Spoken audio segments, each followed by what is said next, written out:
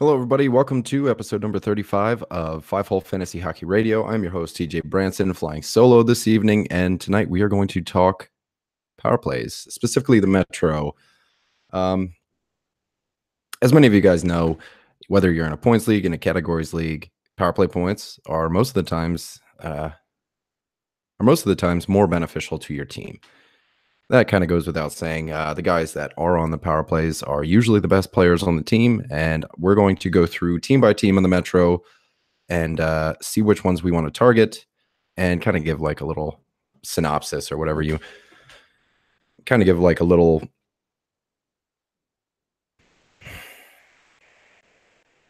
kind of just go over each player and what I think about them. So let's get started right now. So let's get into it. First up, we got the Carolina Hurricanes. Last season, they placed 22nd in the NHL for power plays. They scored at an 18.4 success rate. Going into this year, they have a bit of unknowns. Their top power play, there's kind of three question marks there. You got Dougie Hamilton, who we've never seen play with these guys.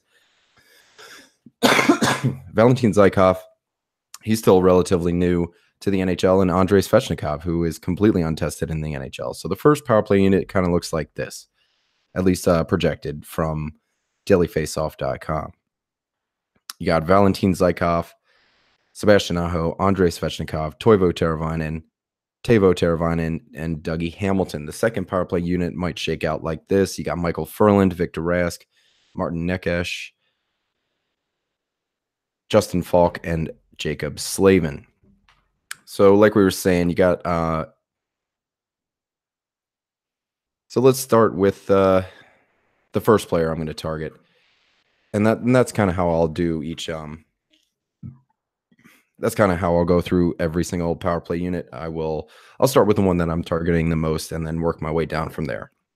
So Sebastian Aho, this is the guy I'm looking at first. He's far away. So Sebastian Aho, this is the guy that I'm looking at first. He's far and away the first target in your drafts as far as the Carolina Hurricanes go. He has 114 points in 160 career games. He hit 200 shots in each of his first 200. He hit 200 shots in each. He hit 200 shots in each of his first two seasons, shooting pretty well at a 12.8 shooting percentage. He had 29 goals and 36 assists last year for 65 points all day.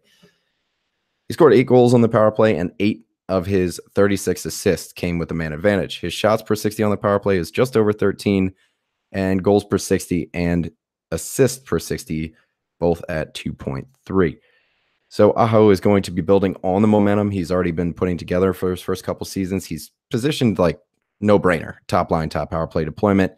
He has the highest ceiling, in my opinion, on the team. And he also finished second to, and just something like a little extra on the side, in the IIHF World Championship this summer, he finished second to Patrick Kane with 18 points in 8 games, playing on a line with Teuvo Teravainen, who finished fourth with 14 points, by the way. So that's just a little something extra to think about. Their chemistry is like really tangible, and at least on 5-on-5, I can see Teuvo lining up on the top line rather than Svechnikov going into the year. The next guy that I'm going to look at is Dougie Hamilton, most likely. He played with the Flames last year. Dougie saw similar deployment on the top power play where he put up 12 points, 6 goals, 6 assists, and 55 of his 270 shots came with the man advantage. Played almost 224 minutes and had 3.2 points per 60 on the power play. Overall, he was 26th in points per 60 last year amongst players who played more than half the season, and ranked second, a distant second to Brent Burns in shots. All of this is going to carry over to the Hurricanes. The elite shot production, the points, the power play points, I can see maybe staying about the same. He's never been a huge power play producer, but he's never been a huge power play producer. He maxed out at 16 power play points in the 15-16 season. But Dougie is a seriously good defenseman. He and Giordano had some of the best possession metrics of any D pairings out there. I've heard that Carolina is like a really heavy advocate of advanced stats, Corsi, that whole thing, and like possession metrics. They were the best team as far as Corsi goes last year, and Dougie is one of the best guys to fit into that system. So for Dougie next year, I'm thinking he's probably going to be around the 50-point range, like somewhere between 45 and 55 points, with like 50 points being where I put him. He does carry a second pairing even strength, but he does get that top power play deployment. So keep an eye out for him. Next up, I actually am pretty high on Andrei Svechnikov. The number 2 pick in this year's draft. He's going to get some really good deployment out of anybody out of the 2018 entry draft. Even better than Rasmus Dahlin, I would say. Just because I'm not sure that Dahlin is going to get that top power play deployment. We'll get into that when we get into Buffalo and the Atlantic. So Svechnikov, he played for the Barrie Colts and put up 72 points in 44 games. He ranked 25th in points against players playing all 68 games. So he only played 44 games, and he still ranked 25th.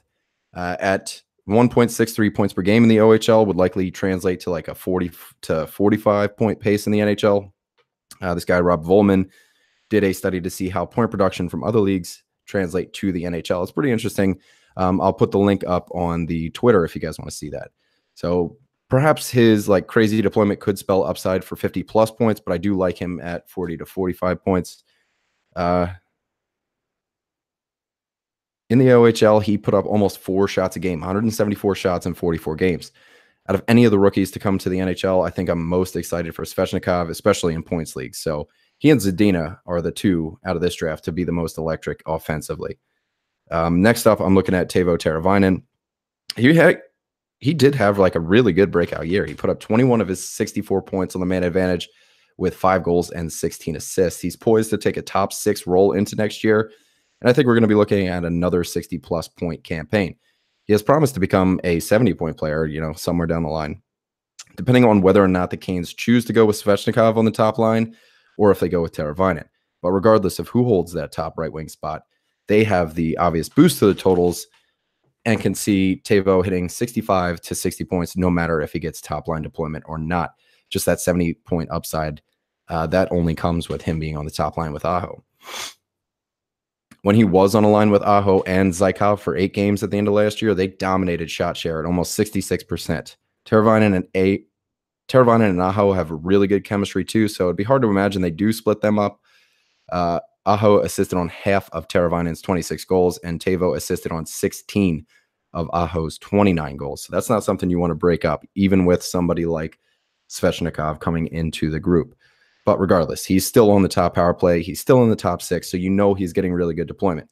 He has a 61% offensive zone starts. His PDO is right around 100, so there's nothing to say that this year's production was a fluke.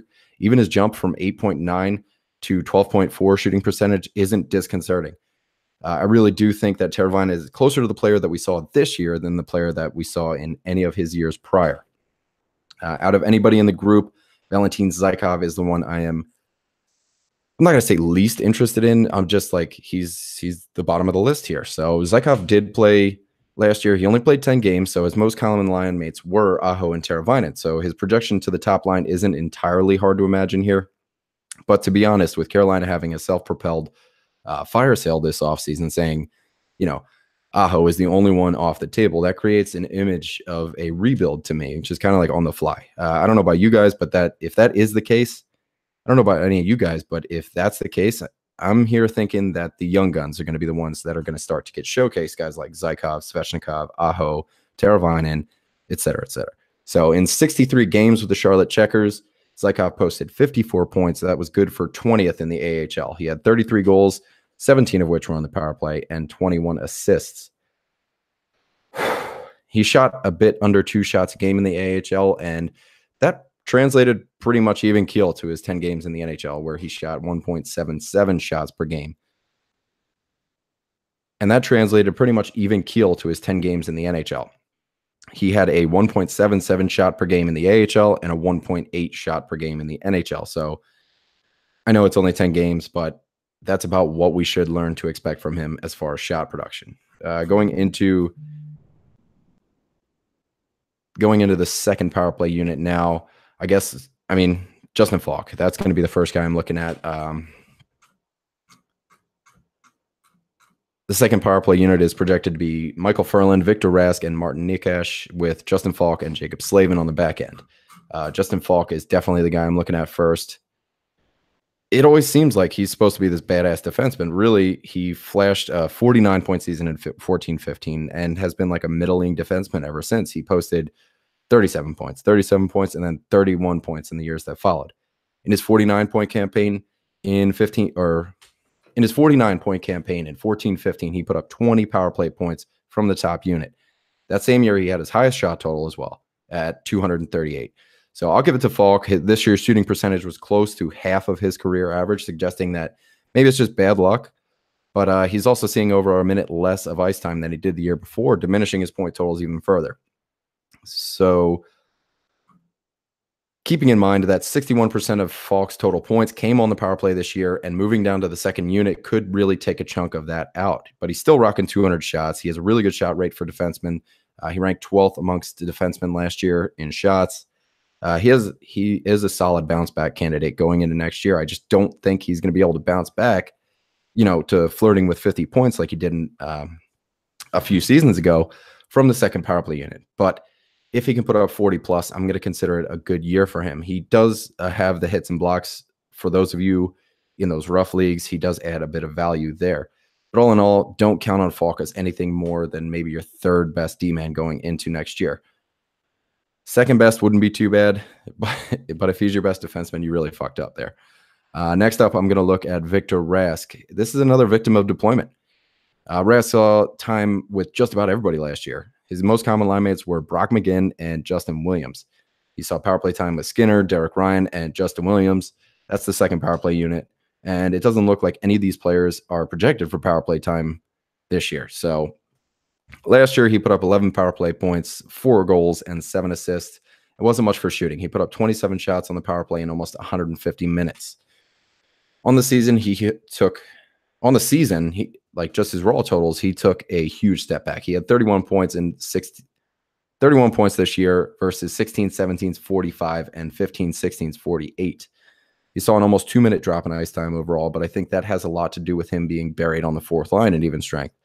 So it looks like we're about to have the same kind of year coming up. So if you take all 4 years, average them out, you have a 39-point guy. And I'm pretty comfortable with that. Probably 10 to 15 points on the power play out of those 39 points, considering he does keep his power play status, doesn't get dethroned by one of Justin Williams or Jordan Staal for any amount of time.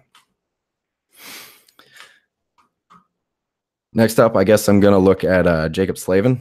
He had 2 points on the power play last year with a goal and an assist. It's almost not worth thinking about, really. His blocks give him some relevance. Outside of that, there's not much to report. His shots are on the upswing, a steep upswing at that. He was up by 55 shots this year, and hopefully that trend continues. But I can't see Slavin breaking into fantasy relevance as a hold, at least in shallow leagues. But I can't see him being worth it until he can challenge the 45-point mark. Outside of that, he can be a worthwhile streamer, for the right matchup, or play him in DFS if you like. Between Martin Necas, I'm fucking struggling with that one. I think it's Necas. Martin Necas. I don't know. He had himself a really good IIHF for the Czech Republic team. He had 5 points in 7 games with 3 goals, 2 assists. He's a real highly touted prospect for the Canes, the 12th overall pick in 2017. He did see 1 game with the big club with no stats to speak of in 7 minutes ice time. He's put on a few pounds. That was the biggest thing holding him out of the NHL. Apparently, he's up to 190 pounds, so that's almost 15 to 20 pounds right there. He's quick, and projections are hard to do when you have absolutely no NHL data to trend. So he is worth stashing.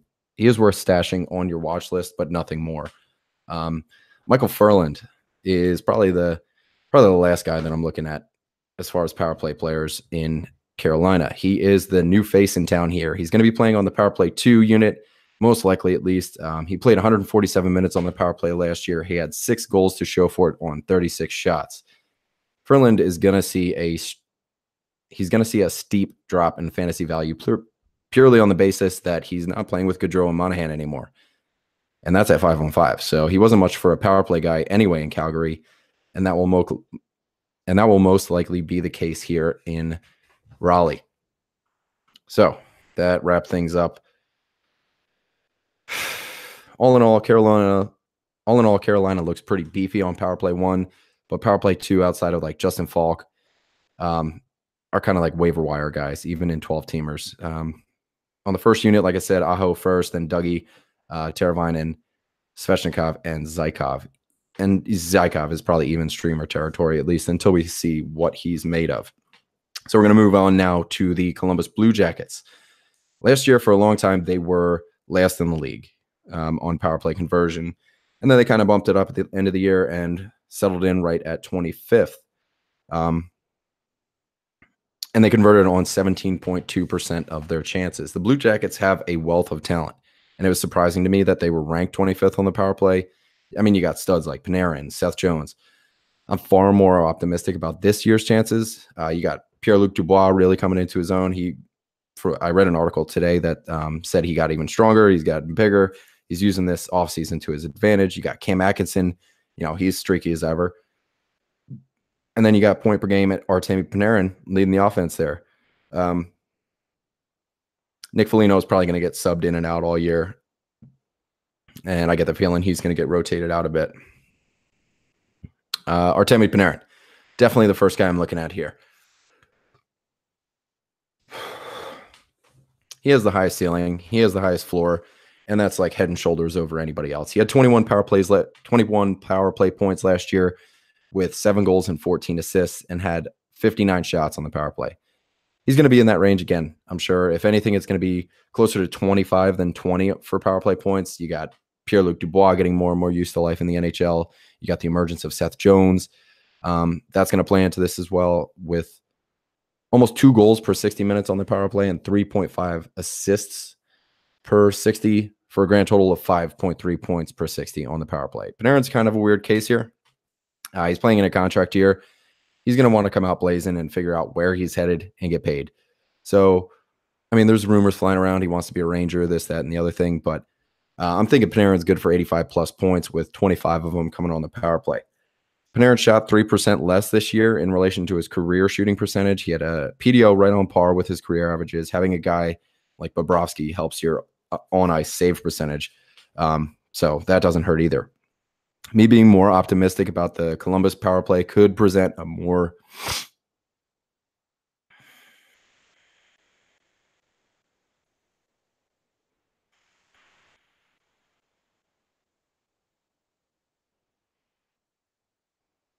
there could be more goals and assists to go around this year. Panarin definitely has upside for 30 to 30 plus power play points, considering he is a catalyst for a lot of the offense here in Columbus.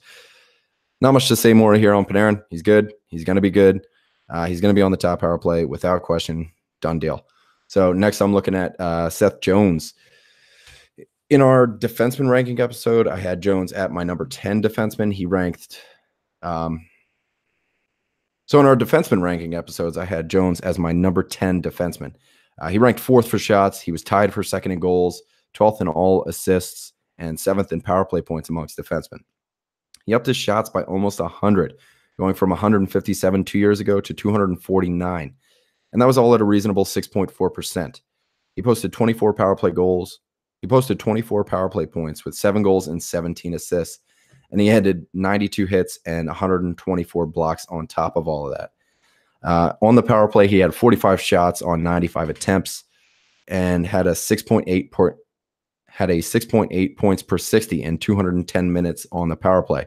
Considering he keeps his shot rate up and offensive D-man status going into next year, I think we're just scratching the surface with Jones here. He finished 4th in Norris voting and had what I would call a quiet year.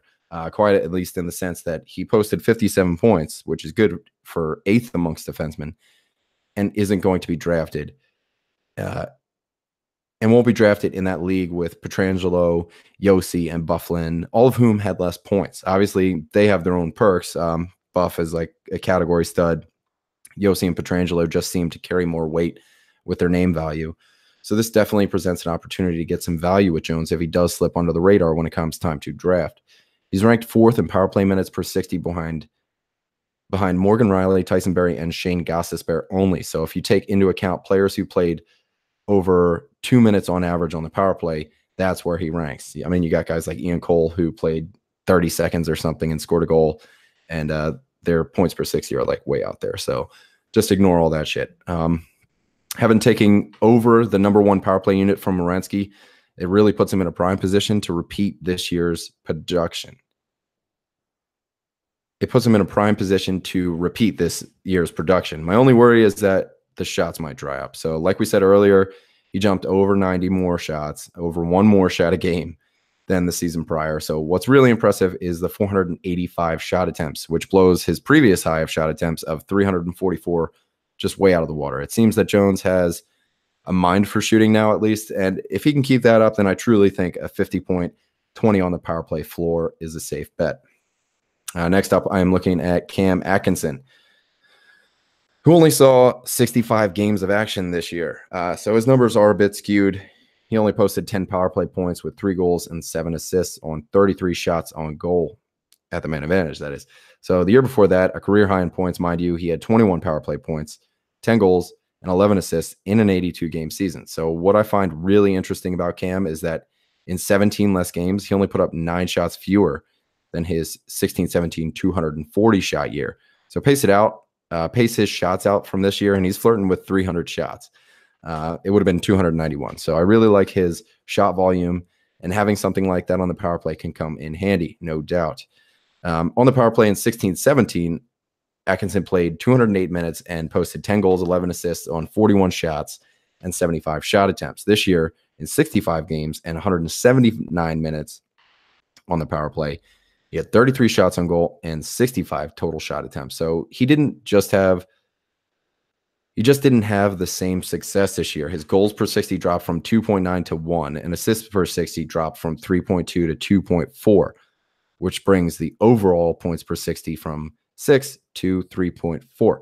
So when you look at all situations, everything is right about even outside of his shots per 60, which ticked up from 9.7 to 11.3, going back to that 291 shot pace we were talking about. Overall, I'm kind of like cautiously optimistic here. His amazing 16-17 year, his PDO was 104, over 104, which suggests a bit of regression, which did happen this year, coming down closer to his average of 101.1. This year he logged a 101.9. So that kind of brings everything to light there. Atkinson saw 49 more seconds of ice time per game this year, and that likely has to do with his increased shot metrics. He is still firing at a more rapid rate, but I think we can probably bet on a 60. But I think we can probably bet on a 50 to 55 point guy with 15 to 20 on the power play going into next year. This year he was on pace for a 30-goal, 28 assist season, pushing past my projection of 55 points by 3 points. So that 62-point year is kind of an anomaly with a really high shooting percentage and good luck written all over it. So I think 55 points is pretty much a safe bet here. Next up, I'm looking at Pierre-Luc Dubois. He had a great rookie year, man. He started off the year as a streamer. He wound up being a hold in my league.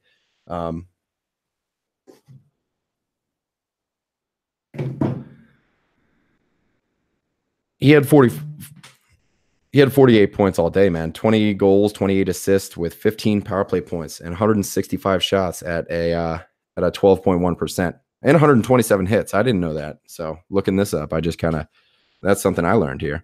That's an added bonus, really. So Dubois is going to go into next year. He should be seen as a lock for the top line and top power play with huge upside.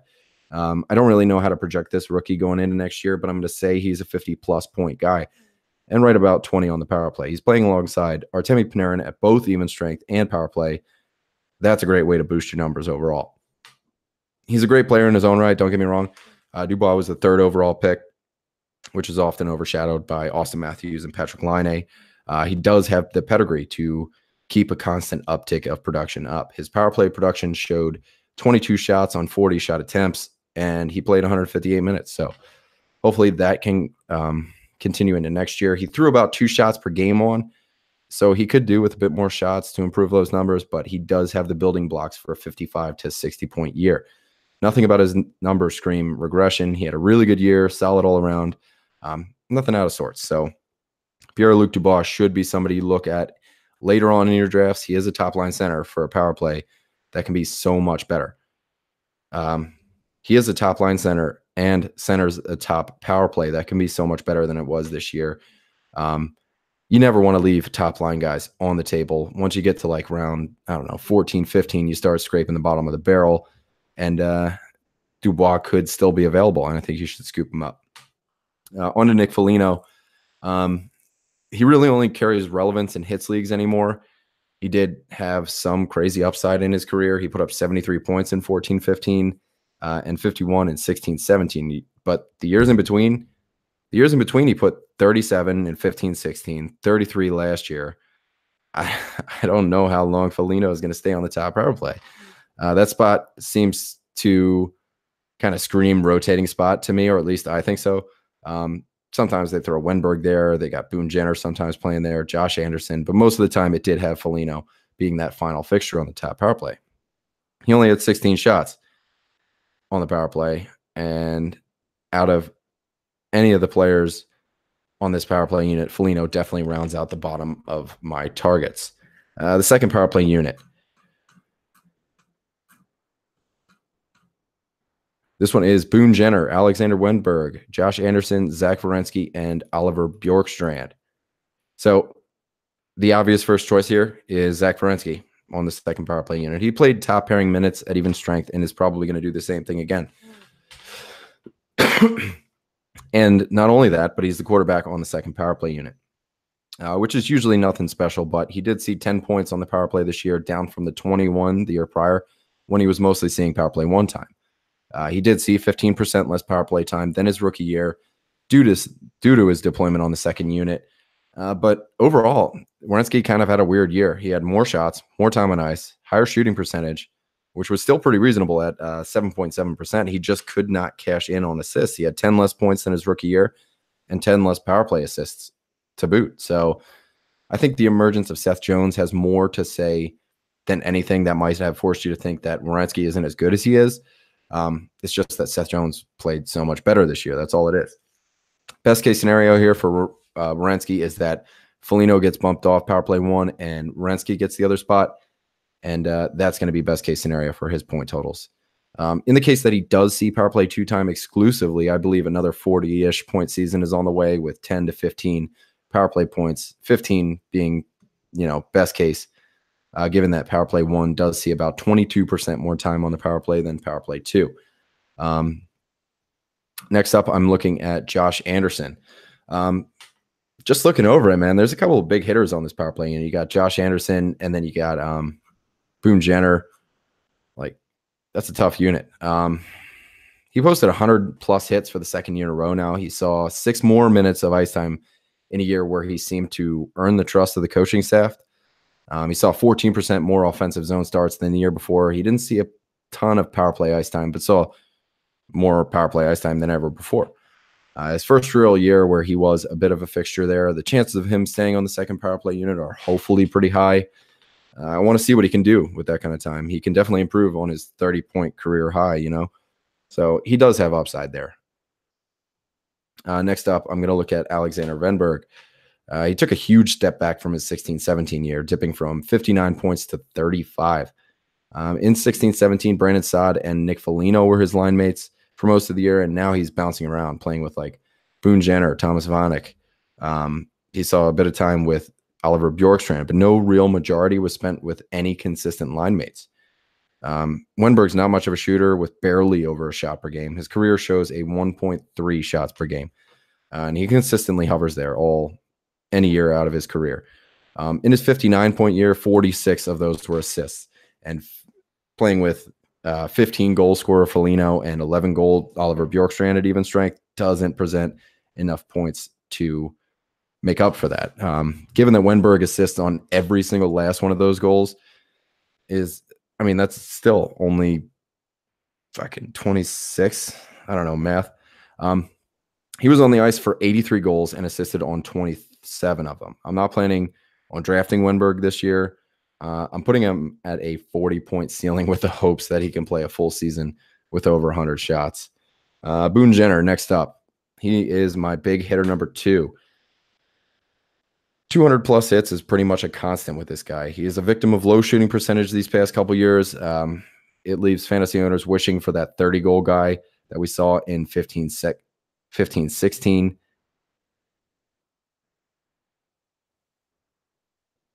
But since then, he's just been a primary hits guy. He doesn't have that 50-point upside anymore, and I can't figure out why. He's regressed in every year since then. He's only 25 years old and has just been cratering since his 49-point year. I think he can get it back, but it's just he can't score the goals he used to. At the time he scored those 30 goals, he was playing with Atkinson and Dubinsky in a top 6 role. Now he's a fourth-line guy in a checking role. So the days of him being in a prime place for scoring are gone, and along with it goes the 40 to 50-point upside. Jenner is kind of still worth it in hits leagues, but as far as relying on him for power play points, I just can't justify that, really. All right. That being said, I want to move on to Oliver Bjorkstrand now. I was kind of always attracted to his potential. He was thrust into a variety of different roles in a bunch of situations, even spent a handful of games with Panarin. But his most common line mates were Nick Foligno and Sonny Milano. He saw just about the same amount of time with Wenberg, too. So, again, another guy just getting tossed around. In his first NHL season, Bjorkstrand posted 40 points with 11 goals and 29 assists. He did have 9 power play points. All day, he had 163 shots with 26 of them on the power play. In his second year, hopefully he can find chemistry with somebody. Spending more than like 10 to 12 games with a consistent line mates can do wonders for a player's potential. You know what I mean? So he's a lock for the middle 6 and could stick it out on the second line if he can compete with Josh Anderson, who's right behind him. I think that's it. Yep. All right, guys. So that moves us to the Devils. These guys were 10th in power play last year at 21.4% success rate. They were tied with the Canucks and the Golden Knights. The first power play unit looks like this. It's Marcus Johansson, Nico Hischier, Kyle Palmieri, Taylor Hall, and Will Butcher. The second power play unit is kind of it's bad. It's Brian Boyle, Travis Zajac, Jesper Bratt, Sami Vatanen, and Damon Severson. So as a whole, the Devils really outperformed this year. You got Taylor Hall's crazy year, kind of taking the cake on that one. And just wait till we get to Will Butcher. Jesus fuck. They were 10th in the league on the power play. I'd be willing to bet that goes down a bit this year coming up, this upcoming year. But then again, if you're going to ask me this time last year, I would have had New Jersey at like the bottom of the pile rather than a playoff team. The defense still lacks a true offensive D-man.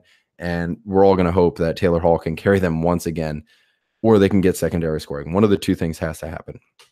So obviously, we're going to start the conversation with Taylor Hall being the first guy you are going to draft. The Devils as a whole scored 54 power play goals. Taylor Hall scored almost a quarter of them. He scored 13 power play goals and assisted on 24 for 37 power play points out of 54 goals. Hall ranked 4th in power play points behind Malkin and Crosby, who were both tied for 3rd, Blake Wheeler and Phil Kessel. Taylor Hall is without question the heart and soul of this New Jersey power play. He should be the first one off the board in drafts. Like, no question there. But you do need to be careful. I have to warn that I do not see Hall as a 93 points in 76 games type of player. He's going to go way too high in drafts, and I'd be willing to bet that I'm not going to pay the price, at least for what it's going to take to get him. Hall was shooting 4% higher than his career average. He came so close to 40 goals, and his previous career high for goals was 27 before that. His previous high for points was 80 points. So this marks the 3rd time in his 8-year career that he did have a better than a point per game season, but he does have this reputation for being injury prone. He's only played a full season once in his career, so yeah, I mean, you take everything into account. He misses on average 11.6 games a year. So keep that in mind when round 1 comes along and your finger is like hovering over that draft button. I like Taylor Hall and all. I just think it's unfortunate that your first round pick is going to be on the bench for 10 to 15 games. You know what I mean? So over his career, he is a 0.9 points per game player. So I think 80 points is a safe floor to me, with upside obviously close to 100, as we saw everything go perfectly this year, and he was on pace for a 100-point season. Next up, kind of way in the rear view, Nico Hischier. He had 52 points this year. He's no slouch. He was a distant second in the team to Hall. He's a certain lock for the top line, top power play. Hischier's paying dividends already after his #1 overall pick in 2017. He did, however, only get 6 points on the power play with 1 goal on 26 shots. Playing alongside Taylor Hall, you would think a bit more power play points would come out of it, but nonetheless, he's worth drafting. I'm hoping for 15-plus power play points this year if he sticks with Hall throughout the year. New power play coach Jeff Ward could somehow prove beneficial to Hischier's production on the power play. Maybe he'll figure something out. We'll see. Next up, I like Kyle Palmieri. 23 power play points in 62 games. That's not bad at all. He would have seen about 9 more if he would have played all 82. So bring that up to 32 points. Palmieri is kind of one of those guys who's extremely steady and effective wherever you put him. He does score a lot of his points on the power play, having more than half of his output this year coming on 5-on-4, coming on the man advantage. Having a healthy Palmieri and a Marcus Johansson could bump the rest of the unit's scoring as they see better players on the roster. They're not going to be looking at guys like Jesper Bratt to fill those voids on the top unit. Palmieri is a good shooter on the power play with an incredible 21.4 shots per 60 on the power play. That's the best shots per 60 on that top unit. He's usually good for over 100 hits in all situations there. So, cross your fingers that we get a healthy season out of this guy. Palmieri can be a 50 to 55 point guy with 20 to 25 on the power play. His shooting percentage lately has been on the higher side, but it is still on par with who he is. To keep me optimistic about him, at least. In 15-16, he was only 3 points shy of 60 points, so I could see him eclipsing that if he stays on the top line, top power play all year. And that's a big part of it. Like, a lot of this upside has to do with playing with Taylor Hall. All right. I guess we should just get into Will Butcher. Jesus Christ. Who the fuck is this guy? Will Butcher has had me so frustrated that anytime I might have thought about him this offseason, 44 points this year, 23 on the power play. 3 out of his 5 goals were on the power play. 20 out of his 39 assists came on a man advantage. 44 points on 88 shots. What the fuck? And he did all of this with 16 minutes of average time on ice. He hardly has any hits, hardly any blocks. He plays second pairing minutes behind Andy Green and Sammy Vatanen. And get this, 239 shot attempts and 88 go on net. Like, what the fuck? What a loose cannon. Like, he is just shooting. He's not even looking at the net. 52% of his points were on the power play, and 36 of his 88 shots came on the power play. He even had a 62% offensive zone start at even strength. I really don't see how this happened or even how it's repeatable. Of his 19 even strength assists, 8 were primary, 11 were secondary. And on the power play here, 11 were primary and 9 were secondary. So there's just so many strange stats here. I don't know how to project him. I have no idea how to explain it. Sorry. Good luck if you draft him. Fuck you, Will Butcher, you piece of shit anomaly. All right. I really don't know what to make of this guy. But I do know that I like him better than Marcus Johansson. He only played 29 games last year. Let's just start it off there. He had a litany of injuries. We all saw the elbow to the jaw from fucking Brad Marchand, whatever. Left him concussed for a long while.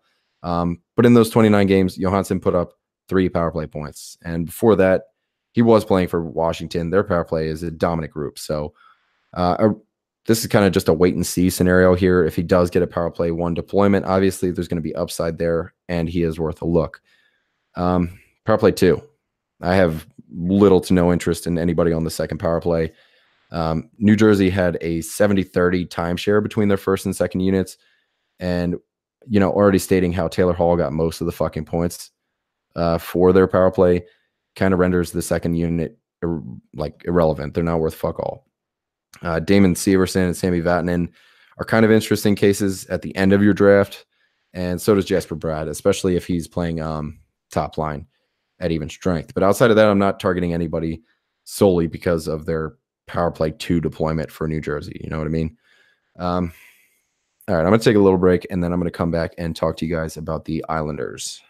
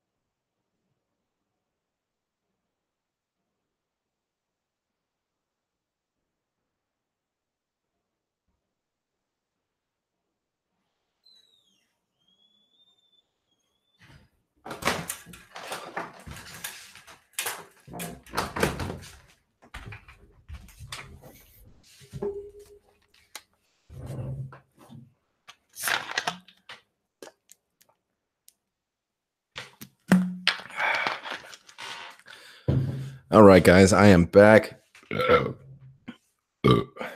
And here we are. We're back. New York Islanders. Last year, they finished sixth on the power play at 23.3%. And just like the rest of our Islanders projections going into next year, they're kind of bleak. They're surrounded by I guess we're going to have to wait and see how they do without Tavares.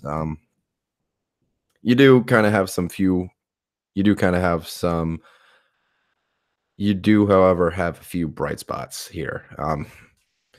First power play unit is going to hopefully shake out like Anders Lee, Josh Bailey, and Jordan Eberle, backed by Matt Barzal and Nick Leddy. First guy I'm looking at here, and it should be the obvious first choice when it comes to the Islanders, is Matt Barzal. Matt Barzal was the first power play.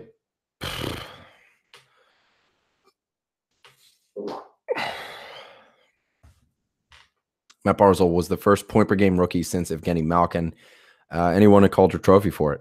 He had 27 points on the power play with 5 goals and 22 assists.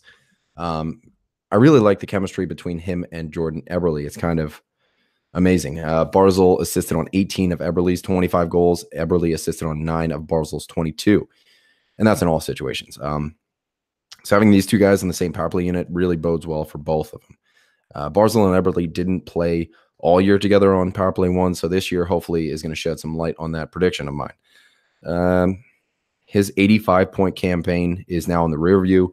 He had 3 5-point games. So I'm probably going to put Barzal in the 70 to 75-point range. He's still a stud, without a doubt. Don't get me wrong.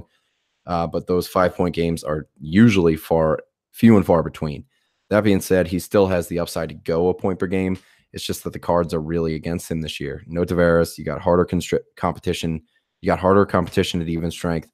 And you got all the hype to live up to. These are just the hurdles he's going to have to jump, and that's going to be weighing on him. I'm sure he's going to be playing too hard, and I don't know. So being the de facto power play 1 quarterback, he's going to be able to use his playmaker skills to rack up the helpers in the same way he did this year. It's probably not going to surprise me if another 25 power play point year is in the mix here. Obviously, without John Tavares on the power play, they're not going to be top 10, but it's far from impossible that they're going to be dead last. They're probably going to move closer to the S end of the middle of the pack, like, I don't know, 19th or 20th. So like I said, you got Matt Barzal. I'm putting him at like 70 to 75 points with a ceiling of point per game. And probably 20 to 25 on the power play. Next up, I'm liking Jordan Eberle. So like we said before, he's probably going to like we said before, the chemistry there is great. And I'm thinking he's going to dethrone Josh Bailey for the top right wing spot at even strength and see consistent power play 1 time now that John Tavares is gone. Eberle put up 10 power play points last year, primarily from the second unit. An upgrade there is easily going to bump his power play minutes up from 154, probably closer to what Barzal was rocking in the 250s. That's, of course, assuming that they get the same amount of opportunities last year, the same amount of minutes, the same deployment with Barry Trotz there. Who knows? Basically, what I'm getting at is he's going to be seeing a hell of a lot more time on the power play than last year, and it's going to show in his totals. He did see a decline in his shots on goal, but he saw an uptick in shooting percentage. He put up near 60 points last year. He had 59 points with 25 goals and 34 assists. So assuming once again that we can see his average time on ice go up from a middle sixer type showing to somewhere closer to what Josh Bailey or Anders Lee were seeing, which was between 17 and 18 minutes, as opposed to his almost 16 minutes last year. We're going to safely assume that the shots are going to go up, the points are going to follow suit. I'm also thinking that there's going to be this sort of chip on everybody's shoulder in Brooklyn, Long Island, wherever, that they're going to have this chip that to prove that John Tavares won't completely disintegrate their team. I get a feeling that everybody is going to be reckless on offense. They're going to be firing shots like crazy. They're going to be desperate to prove that they can win without him. But that could be a pipe dream. Who knows? I'm putting Eberle right around 55 to 60 points as a floor with a ceiling of 70 points. I just don't think he's going to surpass 70. Josh Bailey, that's going to be the next guy I'm looking at here. So where to begin? He put up a career year, 71 points in 76 games. His previous career high was 56 points. This year, Bailey had 31 power play points, and 26 of those were assists. Of those 26, 7 of them were on John Tavares power play goals. Of Josh Bailey's 5 power play goals, John Tavares assisted on 3 of them. So that's 10 power play points right there. Now let's get into the time they shared assists. Like maybe one had primary, the other had secondary. That's 11 times. 5 on the power play. So now we're at 15 power play points out of Josh Bailey's 31. Now, I'm not saying all 15 of these points are just going to go away, but it's going to take a chunk out of it. Bailey's probably looking closer to 20 power play points, with 25 power play points being a really good year for him. 10 years, Bailey's been in the league and has 377 points in 715 games. So if you average that out and then pace it out, he's a 43-point guy in 82 games. To me, that's bullshit. I'm putting him at like 57 points. He's been all over the place. I don't know. He's up, he's down, he's up, he's down. 55 to 60 seems fair, but also a bit liberal. So maybe 55, give or take 5. So Bailey's weird in a way where 3 seasons ago, he put up 32 points. Last year, he put up 71.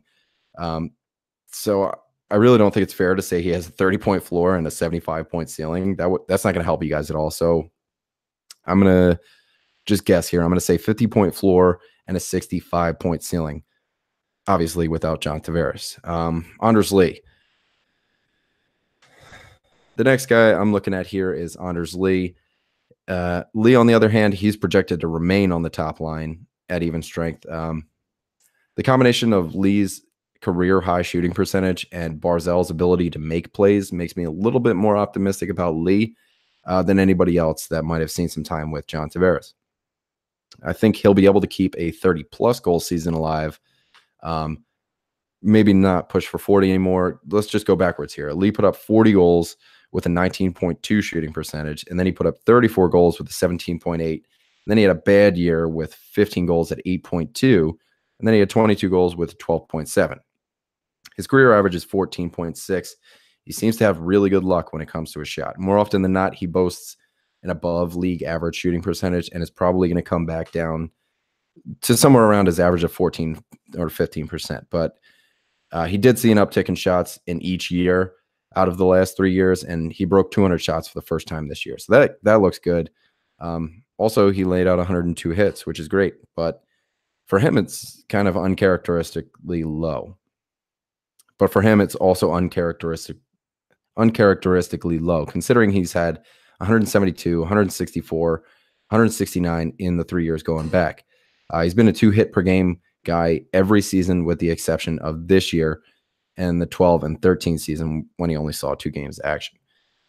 So I believe that him playing with Barzal at even strength and the power play is going to build some good chemistry, and it's going to carry over to the power play. So last year, Lee had 22 power play points with 14 power play goals. And if Barzal continues his role as a playmaker, Lee is going to have no problem finding someone to dish him the puck. As far as my projections go, like I said, I'm putting him at like 30 goals and maybe 20 assists for a 50-point guy. And last but not least is Nick Leddy. He's pretty much always good for 35 to 45 points and like around 15 points on the power play. Leddy has always posted good peripherals and a modest 2 shots per game. And last year was like very on par year for him. His shots, his shooting percentage, his assists, and goals were all pretty much steady. So I'm pretty confident that he can hold down that 40-point kind of thing that he's got going on. However, Ryan Pulock is kind of knocking on the door for their first power play unit. So there's kind of a chance that, you know, if the Islanders just 100% tank and just lose for Hughes, as we're now calling it, try and go for that number 1 pick, Jack Hughes. For those of you who might not know, Leddy has been the guy on the top power play unit for the past couple years. He seems to do an okay job of it, but out of everyone on the first unit, Leddy is last in my queue and last on my radar come draft day. But speaking of Ryan Pulock, he is the first guy I'm looking at on power play 2, which is going to look like this: Andrew Ladd, Brock Nelson, Anthony Beauvillier, Josh Hosang, maybe, and Ryan Pulock. Like I said, I'm just going off what the guys at Daily Faceoff are telling me. Ryan Pulock, this is the first guy I'm looking at on power play 2. And by golly, does he have a bomb of a slap shot. He posted almost 3 shots a game this year, put up 32 points in 68 games. That's good for a 39-point pace, which is almost pretty much what Leddy's putting up as far as his offensive numbers go. He put up 113 hits, and in those 16 games, he put up 113 hits in those 68 games and 86 blocks. So he's definitely someone to have on your radar going into next year. And they already had him running power play too, from which he had 11 power play goals, 5 of them, from which he had 11 power play points, 5 of them being goals. He took 36 shots on the power play in 111 minutes. That's good for almost 20 shots a game. He's almost 24 years old. Ryan Pulock is the 15th overall pick from 2013. It's shit or get off the pot time for him, and it's time for him to be seeing some steady NHL time. So this year coming up is going to be his real first year with the club. He's poised for like a really good run. It would not surprise me to see Pulock eventually jump onto power play 1 by the end of the year. Next up in my queue is Anthony Beauvillier. He's always kind of been a sneaky streamer.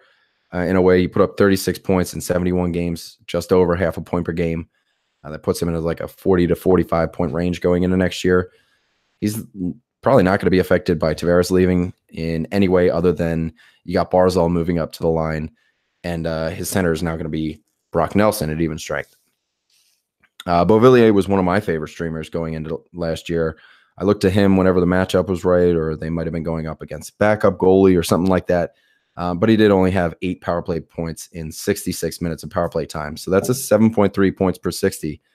And if he plays closer to what a steady second unit power play guy sees in 150 minutes instead of his 66, he's going to be golden around. He's going to be getting around 15 to 20 power play points, on the optimistic side. Even strength, he still has some work to do, especially with Brock Nelson replacing Barzal as the 2C. Keep him on your watch list. Don't think about drafting him. Next up, I got Brock Nelson, and it's not really great. 8 power play points, kind of maxes out at 45 points all day. There's nothing really promising here. Depth scoring is going to be hard to come by for the Islanders. Hopefully Barry Trotz can get these secondary players to start firing the puck. He's probably going to end up right around 40 points with the floor and ceiling being 5 points in either direction. 35 would be acceptable. 45 would be exceptional. Andrew Ladd. Jesus, what a shit year for Andrew Ladd. He was down in almost every category. Usually you can count on a good bit of hits from the guy, but he was dwindling on that even. I'm staying away from Andrew Ladd in your drafts and would likely advise against streaming him too. I think someone drafted him last year in our league because they had him confused with Undersley. So you got Andrew Ladd, Undersley. They both start with A-N-W, A-N-D, and they both have a short L last name. I don't know. They sound kind of alike in a way. I don't know.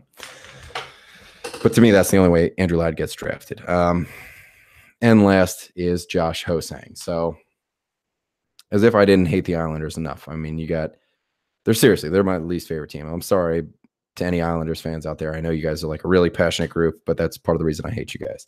I know this is unfair to say that I'm not a big fan of Josh Ho-Sang. From what I hear, he's not a team player. He's got an attitude, blah, blah, blah. But, I mean, when I was playing NHL 15, I played on a line with him on the Niagara Ice Dogs. So I do kind of have a completely irrational soft spot for him. But what I'm getting at is if he's a douchebag and the coaches don't like him, don't expect him to get power play time. And if you're a fringe power play 2 player on the fucking Islanders, I'm not even sure it's worth thinking about. So let's move on to the New York Rangers. Nothing really exciting going on here. The power play 1 looks pretty good in Chris Kreider, Mika Zibanejad, Philip Hedl, Pavel Buchnevich, and Kevin Shattenkirk, but the power play 2 needs a little bit of help. You got Jimmy Vesey, Elias Anderson, Kevin Hayes, Matt Zuccarello, and Brady Shea. Hopefully the young group coming in can continue on their pace. You got Philip Hedl. He's been a great shot producer in his career and hopefully is going to bring some of that firepower to the first unit. Zibanejad has been a pleasant surprise. He's putting up really respectable numbers. Kreider's kind of a stud all around, but usually like a mid-range stud. He's not like one of those studly studs. Pavel Buchnevich, we're still getting an idea of how his medal ranks amongst all these guys, and their power play was ranked middle of the pack last year. I think that's about where they're going to find themselves at the end of next year, leaning a bit more towards the bottom. I mean, you lost pieces like Rick Nash, JT Miller, Michael Grabner. I mean, he was more of a penalty kill guy anyway, but you got Ryan McDonough, fucking Nick Holden, just to name a few. So that has the Rangers looking to rebuild on the fly. New head coach David Quinn. I mean, he could propose some changes to mix things up on the power play. Who knows? But I mean, obviously our first target, well, maybe not obviously. Definitely obviously, man. Mika Zibanejad is going to be the first guy you're looking at. Last year, he had 21 power play points with 14 goals, 7 assists, 47 points for this guy on a year. 47 points for this guy on the year seems like where I'm going to put his floor going into next year. He's shown some really nice flashes in the past, showcasing just how good he is. And it gives me a healthy Chris Kreider for 82 games. I see upside for 60 points out of Zibanejad. He shot more than ever this year. He broke 200 shot threshold for the first time. His faceoffs are pretty even. He's at 50% there. The hits are pretty good. The blocks are okay enough to bring it up. 92 hits, 64 blocks, that is. He took 65 shots in 215 minutes of power play time. So that's just a hair over 18 shots per 60, which I consider pretty decent. 125 total shot attempts, if you guys care about that. So he's attempting shots 30 times in 60 minutes. I don't know how to say that, but anyway. Zibanejad, he is 25 years old. He looks to be the catalyst for this year and the years to come. He can still kind of like fit into that young group, that young core. And as of last year, he was on pace for 54 points and 241 shots. The only things to worry about here is the plus minus and his longevity. He broke his leg a couple seasons ago. He missed 10 games this year. We're all hoping that he can play his first full season as a Ranger, hit that 50-point mark. So at an 82-game pace, I'm putting Zibanejad down for like 53 points right on the dot. He's going to have 28 goals, 25 assists, right around 225 shots, 20 to 25 on the power play. But as far as the floor, I'm going 45 points. The ceiling is a bit higher. For all we know, he could break out and just blow past 65 points. But I think he's going to top out around 55 to 60. Next up on this power play, I like Kevin Shattenkirk. Next up on the power play, I like Kevin Shattenkirk. He should be more than ready coming into the training camp. He should also be getting back to the guy he once was in a 45 to 50 point guy, with maybe 20 on the power play. He's usually good for about 2 shots per game. I could see him finishing the year with 15 to 20 goals and 30 to 35 assists, with around 5 and 15 on the power play for 20 power play points all day. He hits and blocks at an okay clip to chip in, but by no means is he carrying your team in those respects.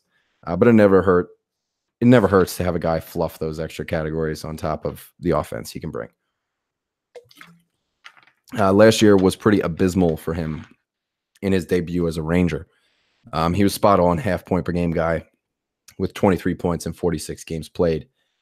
Puts him on a 41-point pace, far from what we're hoping for out of Shattenkirk. He tore his meniscus in his knee. He had surgery mid-January to repair it. He's got 9 months of recovery. He should be more than ready to go for camp and back to business as usual. Chris Kreider. That's the next guy I'm going to talk about. I fucking love this guy. He was one of my first waiver wire ads ever in fantasy hockey, like ever. I think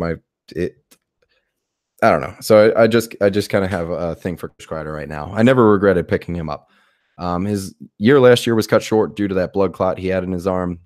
He's got that all taken care of. Came back last year, back to 100%. I believe that we're in for another 50-point campaign out of this guy. He was on pace for 52 points last year, one shy of his career year in 16-17, and I strongly believe he can get it right back up there. Kreider's also great for his hits. He really lays them on thick every year at about like two hits per game. And for one of your forwards to be helping you in one of those categories is pretty huge. Kreider keep things even. Kreider keeps things pretty even with little to no disparity between his goal total and his assist total. They're usually tit for tat. So 2 seasons ago, he had 15 power play points. Last year, he had 12 in 18 less games. He could flirt with 20 power play points, but for him to pass 20 would have to be something special. I'm putting him down for like 52 points and 18 power play points, somewhere close to 175 shots. Next up, I want to talk about Filip Chytil. This is one of the rookies I'm kind of keeping up my sleeve here. He was drafted after Elias Anderson or Lias Anderson. I'm not sure which it is. Lias Anderson went, I guess I'm going to decide on Lias, so I'm just going to call him Lias. Lias Anderson went 7th overall in 2017, and Chytil went 21st in the same round. So Anderson has better 5-on-5 deployment as far as the even strength projected lines go. But Chytil's shots per game blows Anderson out of the water. And that's kind of why I think that daily faceoff does have him projected on power play 1 and why I think it's accurate. He did also see most of his power play time in last year's 9-game cup of coffee.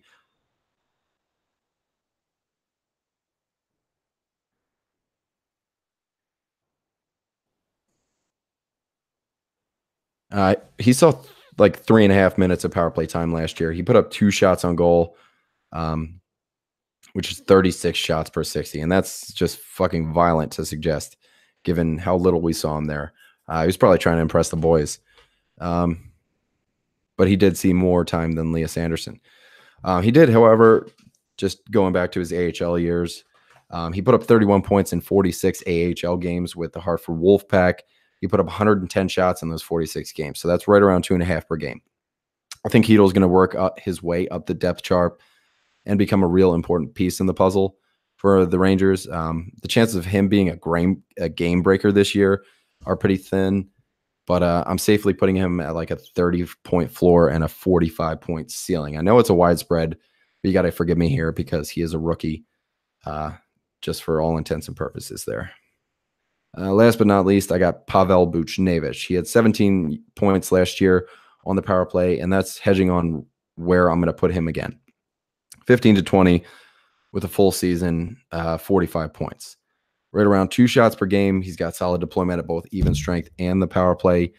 There's going to be room for more, but I'm going to err on the safe side and say 45 points and 15 to 20 on the power play. He's obviously got the upside for 50 plus, but I'm just trying to be safe here, guys. So moving on to power play number 2. This one is Jimmy Vesey, Lias Anderson, Kevin Hayes, Matt Zuccarello, and Brady Shea. First up, I'm looking at Brady Shea. I really like Shea in category leagues. His hits and blocks are really choice. His shooting percentage is so fucking low that he is due to explode at some point. Last year, he had a 2.6 shooting percentage. Fuck. He only had 6 points on the power play last year. They were all assists. You can expect that to rise a little bit. You got guys like Zuccarello and Hayes on that unit. Just move right into Matt Zuccarello. This is the next guy I'm targeting in the second power play. Zuccarello just kind of screams 50-point guy to me. He's been so steadily a 50-point guy over the last 5 years that it's pretty safe to say that he's going to get 50 points. He usually gets about 15 power play points. So you can call Zuccarello a good option when you get around to like your 3rd or 4th left wing spot, or if you're just drafting forwards, he should fill out the end of your bench. He should fill out the end of your roster, start of your bench. Kevin Hayes, nothing huge to report here. He had 20 goals for the first time in his 4-year career on the back of a career high 14.5 shooting percentage. So there's no reason he can't do that again. He's going to be lining up on the 3rd line with Filip Chytil and 22-year-old prospect.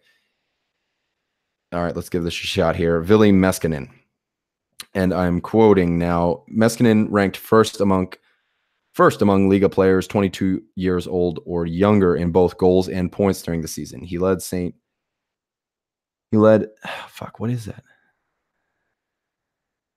his team in goals and shots on goal at 253.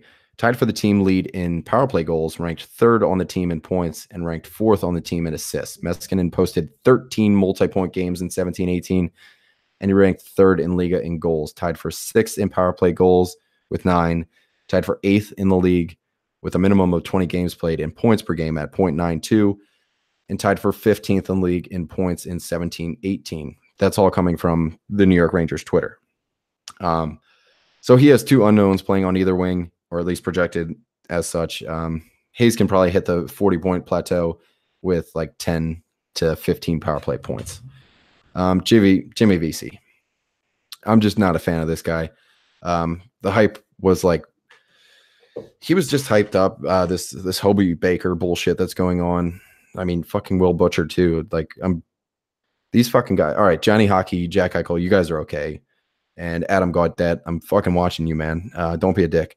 So guys like Jimmy Vesey, they get hyped up so great. I mean, you're coming off the back of Jack Eichel and Johnny Gaudreau and whatever, but it's like Modest Mouse, where every Modest Mouse fan thinks they're the fucking greatest until you listen to them, and then you're just confused.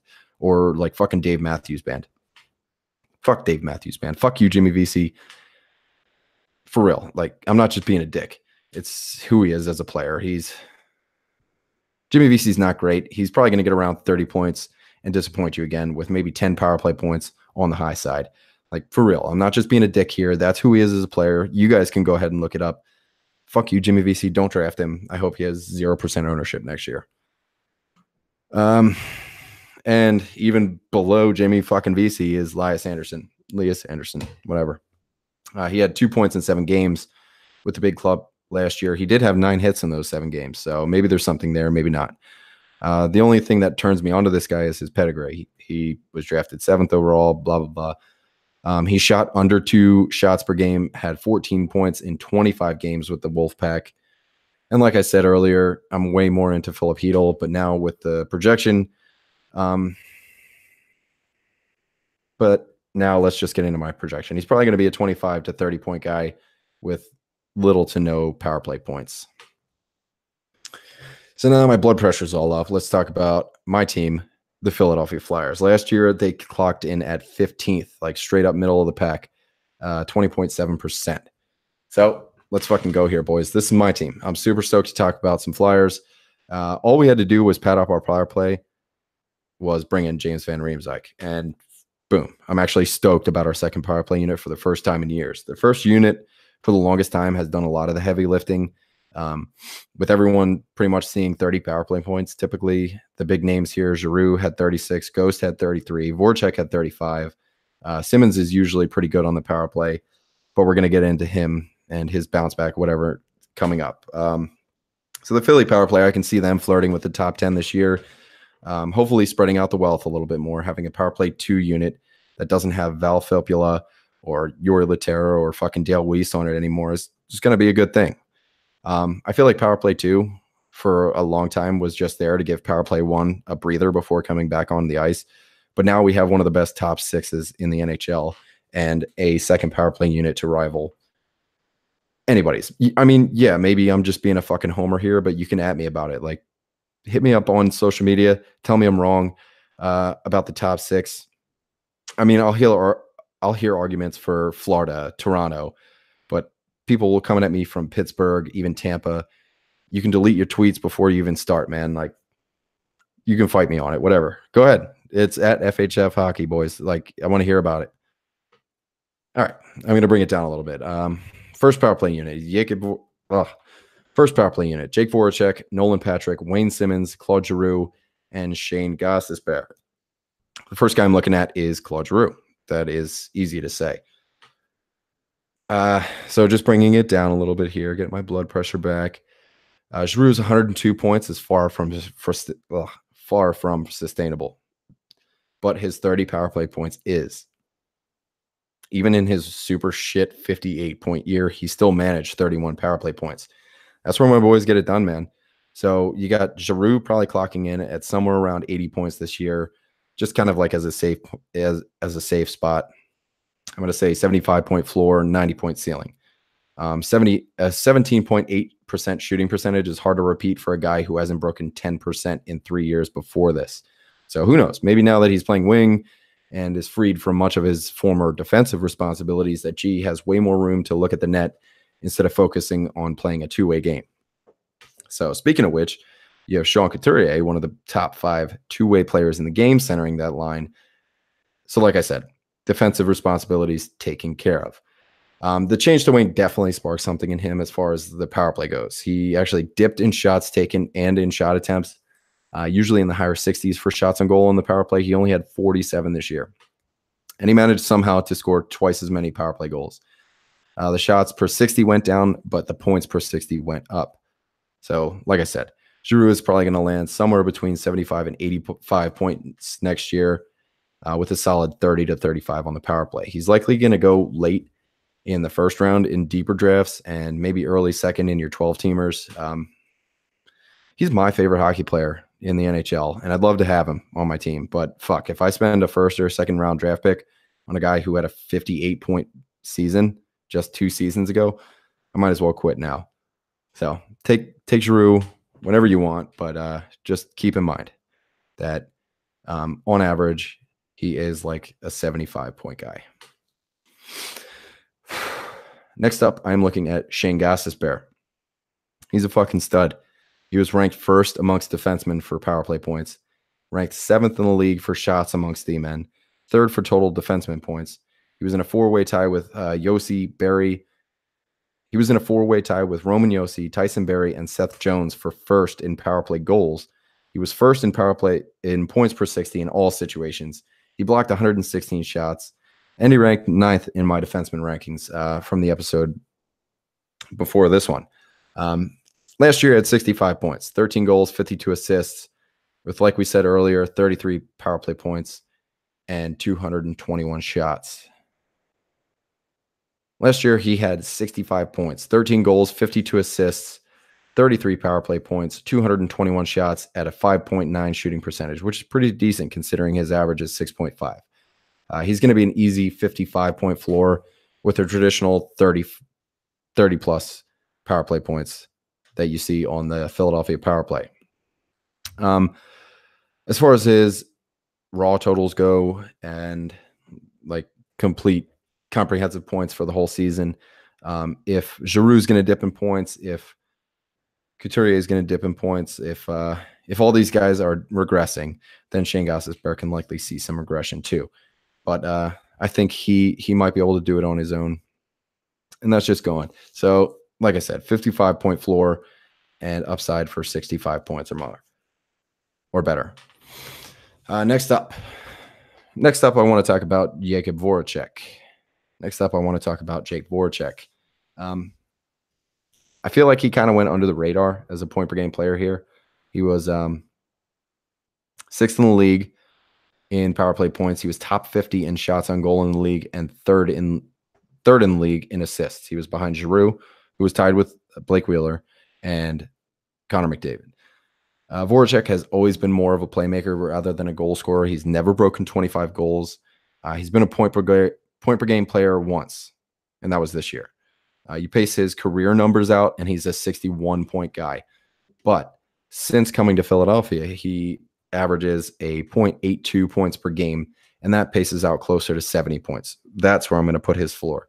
70 points next year with upside in the 80s. Voracek could even vie for the team lead in points next year. I mean, you got his proficiency for playmaking, and then you got JVR at even strength on his left side, and his proficiency for goal scoring. That could really mesh pretty well. And then you got the emergence of Nolan Patrick, who we're going to talk about later. I mean, Voracek could easily cash in on 50-plus even strength points, no problem. Toss 30 power play points on top of that, and you got an 80-point floor right there. So my 70-point floor is just me trying to be conservative here. Wayne Simmonds, here we go. Last year, torn pelvis, fractured ankle, pulled groin, torn ligament in his thumb, and what NBC Sports is calling a twice busted mouth. So Simmonds only missed 7 games last year. And the whole time he was battling this whole list of injuries.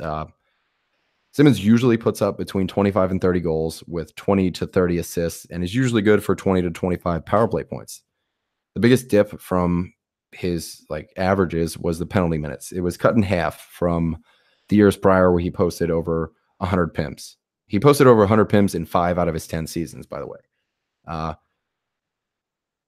And in the years before this last one, he had 122 and 147 penalty minutes, which is really why people are targeting Wayne Simmons so high in drafts and stuff like that, and might be left with a bad taste in the mouth from this past year. His shooting percentage is one of the most consistent that I've ever seen. It's always right around 13%. Had he shot 224 shots like 2 seasons ago, that would have been an easy 30 goals. So let's see how Simmons does this year, playing healthy and trying to redeem himself. He is playing for an extension this year. When you got all those trade rumors surrounding Simmer here in Philly, that's kind of put to rest now that it seems like he's going to be with us for the start of the year. I don't think he's going anywhere either. I think management wants him to get back to that 55 to 60 point stature. They want him to earn it. They want to give him money. So to me, Simmons has a 50.25 goal floor this year with 20 to 25 on the power play. Hopefully those hits and PIMs come back up now that he's playing healthy. Last guy on the first power play unit here is Nolan Patrick. In the last 25 games of the year, I want to start this off by saying, all right, Nolan Patrick is the next guy I want to talk about here. In the last 25 games of the year, Patrick scored 17 points. That's good for a 55-point pace. Patrick was finally able to train this offseason after missing the last 2 summers to recover from injuries, and it showed, as many are calling the tale of 2 seasons. It was the first half of Nolan Patrick's season and the second half. The first 29 games, he was on a 0.24 points per game pace. In the next 44, he shot that up to 0.52. And in the final 25 games, it shot up to 0.68. This is all coming from BroadStreetHockey.com and NBCSports.com. Last year as a whole, Patrick had 30 points, 8 on the power play, most of which was from the second unit. If he does see power play one time this year, that gives Couturier a chance to bolster the second unit. Then I'm going to give him a longer leash and say he has the chance to cash in on 20 power play points and a 45 to 55 point projection all around. If he does see power play 2 time with guys like JVR, Provorov, Konechny, and maybe somebody like Oscar Lindblom, or maybe one of Travis Sanheim, or prospect hopefuls in Wade Allison, Philippe Myers, something like that. What I'm basically getting at is the projection of Oscar Lindblom on the second unit is probably going to be an experimental spot. The same thing that we were saying about Nick Foligno in Columbus is that they're just going to rotate Oscar Lindblom out of that second unit. We'll talk about that a bit later. The power play 2. So getting into the second unit, a decent amount of firepower here. You got dynamic players like JVR, Travis Konechny to think offense, and guys like Couturier and Provorov to do both offense and defensive thinking. Oscar Lindblom spot, like I said, it's just going to be temporary or hasty in projection, but let's give her a whack anyway. So bitter patter, let's get at her. James Van Riemsdyk, boom. Fuck yeah. We're going to win the cup now, right? Likely not. But anyway, we're adding a guy who scored 36 goals in under 15 minutes of average time on ice. He logged 20 power play points last year in Toronto. He has a healthy shot rate of around 3 a game and a shooting percentage a bit above career average, 3% above his career average to be exact. But think of this. You got guys like Mitch Marner and Tyler Bozak, and you're going to guys like Jake Voracek and Nolan Patrick at even strength. And for those of you guys who are super high on Mitch Marner, I don't blame you, but Voracek almost had as many assists as Marner had points. So I'm thinking he's going to do just fine with one of the most prolific playmakers out there, not to mention that in the last 3 seasons, only Austin Matthews and Patrick Laine have more 5-on-5 goals per 60 minutes than James Van Riemsdyk. His most common power play line mates were Tyler Bozak, Nazem Kadri, and Mitch Marner. I think he can expect worst case scenario is to replicate his 20 power play point success. He was 7th in the league in power play goals, but it was a bit crowded at the top with like 20 different players stuck in a bunch of different ties. He did rank 16th in the last 3 years for power play goals per 60 at 2.7. JVR has been a 50 to 60 point guy since he got to Toronto in 12 and 13, and that coincides with his shot rate booming from 2.3 shots per game in Philly to 3.1 in his 6 years in Toronto. He did have a career high in shooting percentage, which led to a career high in 36 goals last year. So you take all his goals and average it out, he's a 27 goal guy. And I think that's pretty fair. I'm looking at like 30 goals, 20 to 25 assists with 15 to 20 power play points if he's on the second unit, and 20 to 25 if he does break into that top one. Now, Sean Couturier here. My thoughts on Couturier being a power play 2 guy is this. When you're up a man, you don't necessarily need a two-way player on the ice, like as far as your top unit to spread out defensive responsibilities. So you want to spread out the offense. Couturier could be seeing most action on the first. Seeing most of his action last year on the first unit, could definitely wind up being dethroned by one of Nolan Patrick or even JVR. So there's a lot of uncertainty going into the power play units here in Philly. Read an interesting article written by Charlie O'Connor on The Athletic that suggests that maybe they move Coots down and JVR up to accommodate two net front presences in James Van Riemsdyk and Wayne Simmons. So you kind of have that one guy on either side of the net there. So if that's the case, Coots could be on power play 2 with Travis Konechny, Provorov, Nolan Patrick, and Oscar Lindblom. So if that is the case, 14 points on the power play from Sean Couturier is something that is likely going to repeat itself. Considering Couturier put up 14 power play points, mostly from the first unit, it could even be fair to say that 14 would be too optimistic. Couturier scored 7 goals on 53 shots on the power play, had a 3.2 points per 60. That could translate into around 10 points on the power play, assuming that he gets like an average second unit minutes, like right around 150 this year. He does have upside close to 4 points per 60 we saw in 15-16, but he's never been a stud on the man advantage, at least. This year's 14 power play points is a career high for him, with the next highest coming in at 15-16 when he scored 7 points. So maybe we're just scratching the surface. Maybe he's not a power play 2 guy. Maybe he's not a power play guy. With the second unit being vastly improved, he's not in the worst of situations, but more or less the deployment is going to be lesser, and he won't get the same opportunity for success as he did on the first group. Couturier did have a increased shot volume and an increase in shooting percentage, but that can be explained kind of, I mean, he had greater deployment. He saw over 3 minutes more of ice time per game and over a minute more of power play ice time this season. Looking at his possession and rate metrics, there's nothing jumping off the page. Yeah, his shooting percentage went up by a couple of percent, but his shots per 60 and his PDO are right in like that realm of comfort. He's likely going to regress right alongside Giroux's regression, but I believe he can keep up his own production to a degree. I'm looking at like 65 points from Couturier next year, and it's all up in the air. We're going to update you on the power play units when training camp comes around, preseason, all stuff like that. Next up on the second power play unit, I'm looking to Ivan Provorov, who only had 5 power play points to speak of last year, but that's coming from a unit that had Dale Weiss, Jori Lehtera, Val Filppula, and just a rotating cast of characters from the Flyers who had no business on the power play at all. 10 power play points would be a pleasant surprise, but what I really like is Provorov's 5-on-5 production. He's incredible in bangers leagues. He's got those hits and blocks, posted over 200 shots, played crazy minutes for a 21-year-old. He improved in every way from his rookie year. In his sophomore season, he saw 41 points all day. He was tied for first in the league by goals for about. He was tied for first in the league.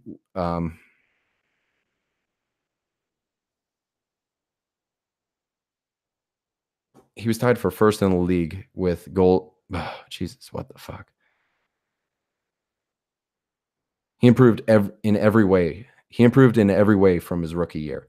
His sophomore season showed 41 points all day and with a tied for first league-leading goals by a defenseman.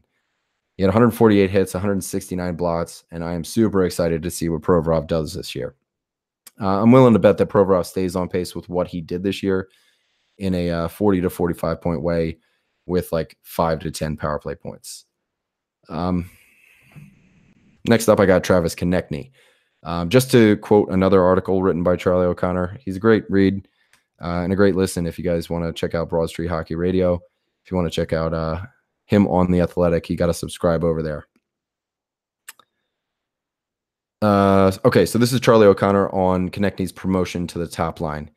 In the 46 games following the promotion, 43 of which were spent primarily on the top line, Konechny scored 37 points, all without top power play usage. That's a 67-point pace over an 82-game season, and that came primarily through 5-on-5. overtime, and empty net scoring, not via the power play 1 boost from Giroux. He also goes on to state that Travis Konecny's points per 60 while on the top line was second only to Connor McDavid's. McDavid had a 3.2 points per 60, and Travis Konechny had a 3.02. The next closest to that was McKinnon, and he had a 3 points per 60 even. On the power play, however, his most common line mates were Valtteri Filppula, Jordan Wheel, Nolan Patrick, and Ivan Provorov. He sometimes saw Couturier, sometimes Laterra, sometimes Lindblom. Basically, what I'm getting at is the quality of line mates wasn't as strong as I projected to be this year. So to say that Travis Konechny can improve on 3 power play points is an understatement. Depending how the timeshare shakes out, here it's always kind of been like a 75-25 split here on power play time. Maybe they're going to lessen that to like a 60-40 now that power play 2 isn't embarrassing. And Travis Konechny is going to be able to see a little bit more time on the power play, increase his production based on having better players around him. Points per 60 was under 2 at 1.6, and his shots per 60 were about half of what you would consider elite. He usually ranges around 9 shots per 60 on the power play. Next year, I'm putting Travis Konechny on a 50-point floor for next year with an upside for 60 if he stays on the top line for a majority of the year, which I think he should, but I'm not the fucking coach. Least interesting is Oscar Lindblom. Like we said before, he might not even be on this second power play unit. In 23 games played last year, he had 6 points. He had 1 assist on the power play in 33 minutes of power play time. So it's a long stretch for those of us here who in Philly have been following Lindblom since he was drafted in 2014. He is a fifth round draft pick, however. He emerged as a late round gem. He put up 34 points in 54 games on 119 shots for the Phantoms last year and 47 points in 52 games with Brinas in the SHL in 16-17, where he was named the top forward in a league regarded as one of the best leagues out there behind the NHL. So as we await Lindblom to transfer all that hype to the NHL, we look at his nearly 0.65 points per game in both the SHL and AHL, and hopefully that can produce over in the NHL as well. From a homer, anything you get out of a 5th round draft pick is kind of like playing with house money, so I can't really complain. I think we got Ghost in the 5th round or something like that. Coming down from his top 6 role to the 3rd right wing is probably best for his development. We could probably hope for like a 30 to 35 point best case scenario here. The floor being 20 points in 82 games with maybe 5 to 10 on the power play if he does stick there. But I do get a feeling that he is going to be rotated out just for players that Dave Haxtell might be curious to try out, see how they do on the power play. Next up, we got the number 1 power play in the NHL, Pittsburgh Penguins. And I'll probably take a break again. Getting fucking tired here.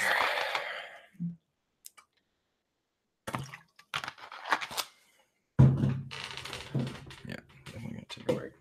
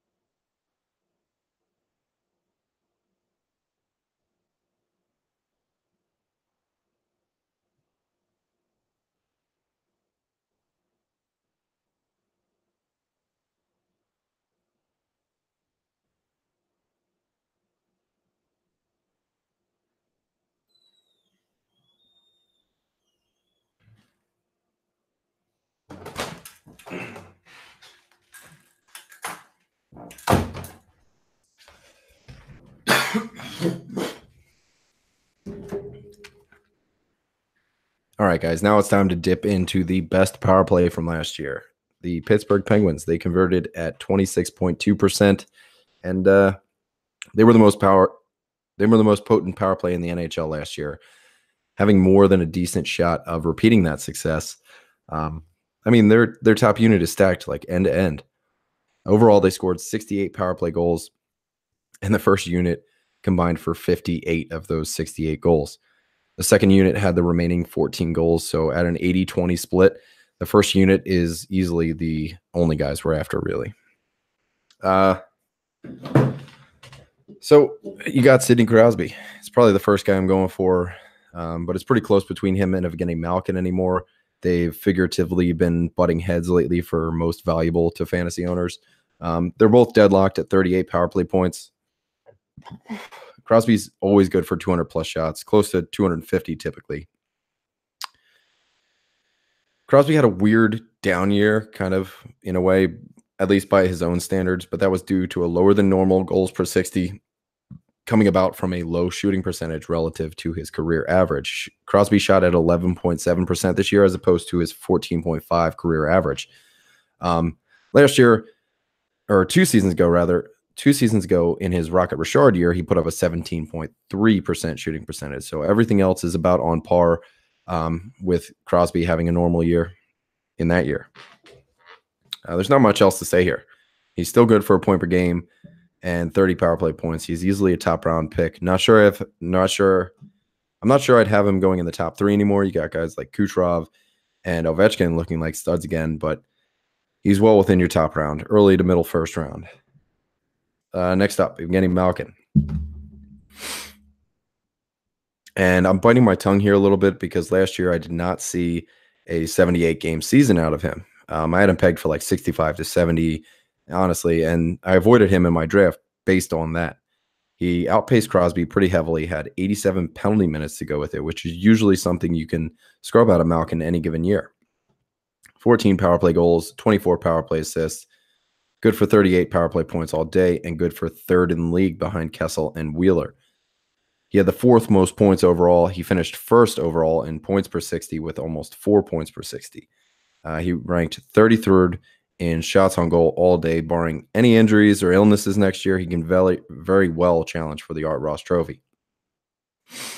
Malkin, for the 3rd year in a row, shot over 16%. This year, he clocked in at 17.6, which is the highest ever in his career. The Penguins, they go really top heavy on their first unit, and it's for good reason. Next year, I'm putting Malkin at like a 90-point pace. Realistically, he's going to play around 70 to 75 games and put up 80 to 85 points. Keep that in mind when you use the first-round pick it's going to cost to get him. He averages 67 games played, and you're likely going to have to bench him like close to 15 games this year, probably 10 to 15 games. Now to Phil Kessel, who led the league in power play points. He had 42 fucking power play points. That's a hell of a score sheet right there. He beats his previous career high of 30 power play points by 12 and beats his overall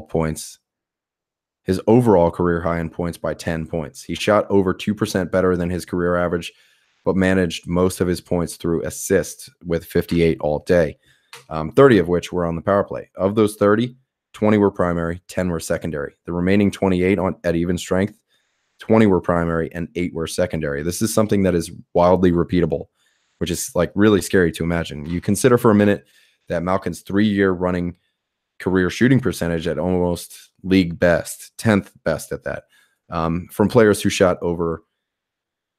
All right, so consider for a minute that Malkin has a 3-year high shooting percentage. You consider for a minute that Malkin's 3-year running career shooting average at almost league best.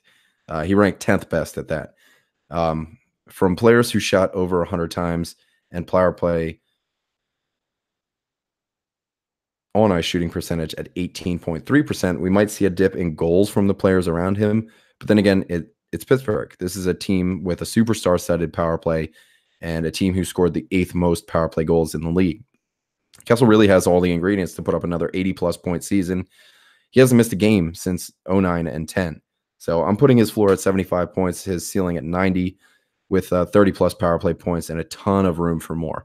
Probably 35 if I had to bet. But where I'm going to end my rant on him is I'm going to say he's going to end up at 80 points on the dot with 35 power play points and over 250 shots. Another guy that I avoided in the draft because of injury reasons, Chris Letang, this fucking guy. I was pegging him again for 65 games, just like Malkin. Deliberately swerved him in the draft for that reason. But again, he didn't. He put up 51 points in 79 games. He had 109 hits, 108 blocks, 222 shots at 4.1, which is 1.5 below his career average, and 20 power play points with 4 goals and 16 assists on the man advantage. So even though he was a 51-point defenseman, it's short of what we expect from Chris Letang, who usually is like thought of as a 60-plus point guy. He put up 67 points in 71 games only 3 seasons ago and was on a 68-point pace last year with 37 points in 41 games. So I see Letang having another like 75-game season, maybe more, with 55 points, maybe 20, give or take a few on the power play. If he can get a shooting percentage up a bit closer to his career average and his hits and blocks are probably going to stay around the same, and he's good usually for about 50 penalty minutes. Rounding out that first power play unit is Patrick Hornqvist. He led the Pens with 15 power play goals, but didn't add enough assists on the power play to hit 30 power play points. His value comes mostly from his hits, his shots, and his goals. He is projected to play alongside Sidney Crosby at even strength, and that will bode well for all of his totals. And obviously playing on the best power play in the NHL is going to be effective. And obviously playing on the best power play in the NHL, he's going to be effective on the power play for about 20 to 25 power play points. He's usually a 45 to 55 point guy, and that's good enough to be fantasy relevant in most leagues.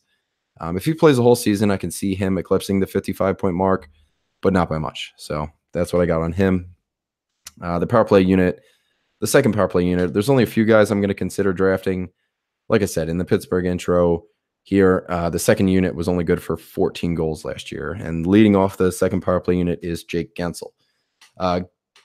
Jake Guentzel had the lion's share of the second unit's power play goals, and I'd be willing to bet that he got some of them while Hornqvist was out and he stepped onto the first unit. But either way, he got half of what I'm going to call the second power play unit's goals. If anyone goes down on the top unit, Guentzel is probably the guy to move in, unless, of course, it's Letang, in which case Justin Schultz is going to be the guy to get the promotion. Guentzel had 12 power play points all day with 48 points on the year. And also, it was kind of surprising to find out that Guentzel put up almost 150 hits last year. So, surprise, surprise, his 19.8 shooting percentage in his rookie year came back down to earth. Surprise, surprise there. This year, he was shooting at 12.9% with 171 shots. He got 22 goals. So his projected even strength spot is alongside Crosby and Hornqvist to start, but that spot gets shuffled so often that it would be hard to say that he's gonna be a stud. You know what I mean? Because sometimes you got Daniel Sprong, Dominic Simone, Zach Aston Reese could even see some time up there. So we're gonna see what he's got next year. I'm putting him around 50 goals, or not 50 goals. I'm putting him around 50 points. Next up is Justin Schultz. He's just about the only other guy I'm interested in here. Big step back from 2 seasons ago, but that's to be expected when you go from taking over for Letang to manning your own unit and your own defensive pairing. Just moving down the depth chart because he's Letang. He does block a good amount of shots. He's likely going to fall in the 30 to 35 point range and something around a 40-point season or a 40-point ceiling. Derek Brassard is projected to be on the second power play unit, and having only played 16 minutes for Pittsburgh on the power play last year, I find it hard to say anything about him. He's usually pretty good for hits, nothing crazy, but it is worth mentioning. His shots are usually around 200, a little bit under that. Face-offs around 50%. He's worth streaming, but I'm not going to be targeting him in drafts. There's not much wealth to go around in the second power play unit there's not much goals to go around in the second power play unit there. So I'm not targeting him for power play points at all. Yeah, and that finishes up the Pittsburgh power play for me. Last but not least, and lastly, we have the Washington Capitals. Last year, they were 7th in the league in efficiency, 9th in goals for on the power play. They had 55 goals, and the first unit accounted for 44 out of those 55 goals, which is 80% on the dot. I'm likely going to have them in the top 10 once again. You got the first power play unit staying intact. You got Kuznetsov emerging as a real threat. The rest of the crew just mesh like crazy together. But going from the first unit to the second unit, the drop-off is pretty steep, with only a couple bright spots worth looking at in fantasy hockey here. First up, you got Alex Ovechkin. That's easy enough, right? 31 power play points, 9th in the league with 17 power play goals. Good. That's good for 2nd in the league behind Patrick Laine. What do you want me to say? Ovechkin's a stud. He's awesome on the power play. I almost feel like it's not even worth talking about. This year, he had 118 shots on the power play in 344 power play minutes. That's a lot. His shots per 60 were over 20. He consistently leads the league in shots in all situations. He's led the league in goals 7 times. He lays out hits like a madman. Strangely enough, this year was the first in 8 seasons he hasn't had over 200 hits. He's Alex fucking Ovechkin. What more do you want me to say? You're going to draft him in the first half of the first round. You're going to be fine. Going into next year, I got Ovi down for close to 50 goals and 85 points, and somewhere in the neighborhood of 350 shots. Next up, I am targeting Evgeny Kuznetsov. And, we always knew you had it in you, man. He finally joined the point per game club. Kuzi's promotion to the top line in place of Nicholas Backstrom paid dividends immediately for fantasy owners. He had 30 power play points with 23 assists. He averaged 3 minutes and 27 seconds on the power play, and he did have the highest power play points per 60 on the team. And that's only because Ovi saw more than 4 minutes on average on the power play, which kind of skews the numbers in Kuzi's favor, as he played less average time on ice, but only scored 1 less power play point.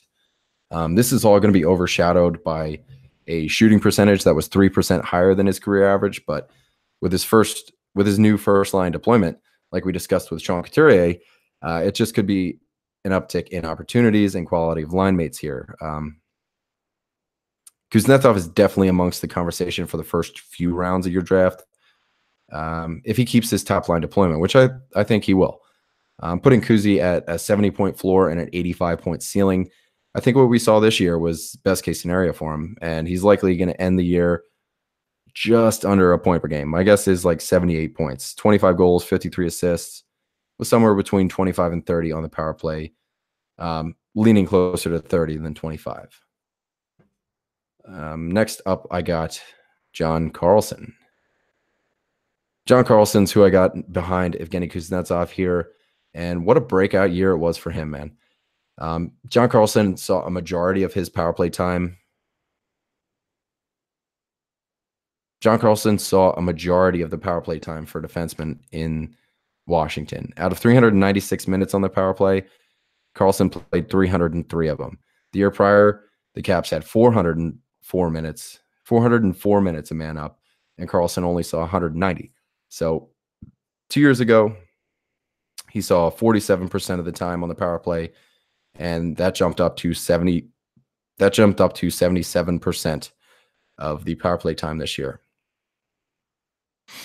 At even strength, he saw an uptick of 2 minutes per game from the 16-17 year to last year, and that's due to a promotion to the top pairing during that span. His even strength promotion to the top pairing, his even strength numbers went from 24 to 36 following the promotion, and his power play numbers jumped from 16 to 32, and that's due to the 30% more time on the power play. The biggest factor in John Carlson's success this year was his spike in shots. Carlson took 57 more shots than the year before at a success rate 1.3 higher than the year prior too. All in all, it's a career high season for the guy. He almost doubled his production from the year prior. He almost doubled his production from the year before that, and that's going to spike him way up in drafts. His average draft position last year was 10th, like the 10th round. And now he's in talks about being like one of the top 5 fantasy defensemen to go. In the defenseman episode, I had him ranked at number 7. I'm sticking to that. He's going to be able to push for 60 points this year, but a 50-point floor and a 65-point ceiling is what I'm settling down with. I got Nicholas Backstrom coming in next. Partway through the season, Backstrom was relegated to the second line for Evgeny Kuznetsov. And you got Backstrom as one of the premier setup guys in the NHL, and Ovechkin as one of the premier goal scorers in the NHL. That was a match made in heaven. The switch, however, proved to I mean, it really worked out, right? They fucking won a cup. So Backstrom regressed from 86 points in 82 games to 71 points in 81 games. His power play production dipped from 35 points 2 seasons ago to 26 points this year, which I really have no explanation for. He took more power play shots, played more minutes on the power play, saw the same ice time, saw the same on-ice shooting percentage, same line mates. He just didn't put up the assists that we're used to. And again, I have no idea why. Going into next year, I got him between 65 and 75 points from the second line and first power play unit. He'll likely see right around 20 to 25 power play points. Lastly, I have TJ Oshie ranked in at number 5 for the first power play unit. He only had 18 points on the power play. He had 9 goals, 9 assists. And that's about his average, man. He's not much of a shooter. He only shoots at about 1.7 shots per game. His shooting percentage came back down to the norm, and it cut his 33 goals down to 19. His power play points stayed pretty steady between 15 and 20, rounding out the ass end of the power play points per 60 out of the players on the top power play. He's a great player. Don't get me wrong. His hits are usually at or around 100, even more with 4 years over 125. His shots are pretty lame, like we've said, and the raw totals are the least impressive out of anybody on this power play. Next year, I have Oshie for 50 points with a pretty even 25 goals, 25 assists, and maybe 20 power play points. So now we're going to move on to the second power play unit in Washington. And, well, with these guys, it's more or less a streamer and kind of some back-end defensemen that you could probably score at the end of your draft. Jacob Vrana, he's a streamer or a hold in like super deep leagues. And you got Dmitry Orlov for hits and blocks. You got Niskanen for hits. And that's about it. But I've said time and time again that hits and blocks can be streamed. And I'm not typically drafting for that. So between those two defensemen, they have 4 power play points. And it's all Niskanen. And they're all assists. So there's not really much coming out of that second power play unit. Jacob Vrana had 3 power play points and 27 points when all was said and done. He's worth a stream if somehow he gets a really nice spot in the lineup one night, or he moves up to the top power play for whatever reason, whether it be an injury or a downswing on one of the guys on the top unit or the new coach. I mean, who knows? But I'm not drafting Jacob Vrana anytime soon. All right, guys, that's a wrap for the Metro division. So you got to give me some time before I get the Atlantic done. This one took a really long time for me to do the research here, and it's kind of disappointing how quickly it went for me to talk about it. I mean, I wrote 14,000 words on the Metro division here, and yeah, it took me a really long time, much to my wife's displeasure. But anyway, guys, it's time for me to get to bed. It's like 1:44 in the morning. And if you guys are liking it, you can give us a review over on iTunes. Be sure to find us on social media at FHF Hockey. I want to give a quick shout out to all the resources I used to get this thing done. Obviously, I used Hockey Reference. I used Natural Stat Trick, Daily Faceoff for line projections and things like that. A site called Quant Hockey, QUANT hockey.com, just for like totals. They got a lot of really cool stats right there. I use the Dauber Hockey Frozen Tools line combinations a lot. And yeah, so I want to give a good shout out and some credit to those guys for making this episode possible. Yeah, guys, take care. I love you.